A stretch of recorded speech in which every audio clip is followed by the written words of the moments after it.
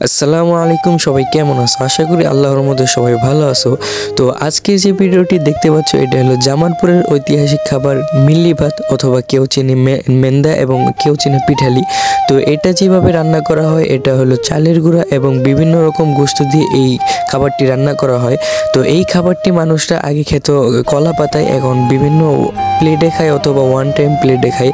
ঐতিহাসিক এই খাবারটি জামালপুরে বহু বছর ধরে এই খাবারটি রান্না করা হয়। আর এই খাবারটি সবসময় রান্না করা হয় না, আর এই খাবারটি রান্না করা হলো কেউ মারা গেলে তার 40 যখন হয় সেই খাবারটি রান্না করা হয়। তো যারা যারা যখন জামালপুর আসবে অবশ্যই এই জামালপুরের ঐতিহাসিক খাবারটা খেয়ে আসবে। তো এই খাবারটি অনেক মজা হয়, অনেক মজা হয়, তোমাদেরকে আমি বলে বোঝাতে পারবো না কত মজা হয়। তো গাইস, আজকের ভিডিওটা এতটুকুই। একজন ভাইয়ের অনুরোধে এই ভিডিওটি বানিয়েছিলাম, সেজন্য তোমাদের কাছে এটা শেয়ার করলাম। তো গাইস, আমার কক্সবাজার ব্লগটি যারা যারা দেখেছো তাদেরকে অনেক ধন্যবাদ। আর দ্বিতীয় ব্লগটি কিছুদিনের মধ্যেই আছে, আর দ্বিতীয় ব্লগের ভিতরে আমি দেখাবো হলো কক্সবাজার ঝিনুক বাজার কি কি কেনাকাটা করেছিলাম এইগুলো তোমাদেরকে দেখাবো। তো আজকের ভিডিওটা এতটুকুই, সবাই ভালো থাকবে।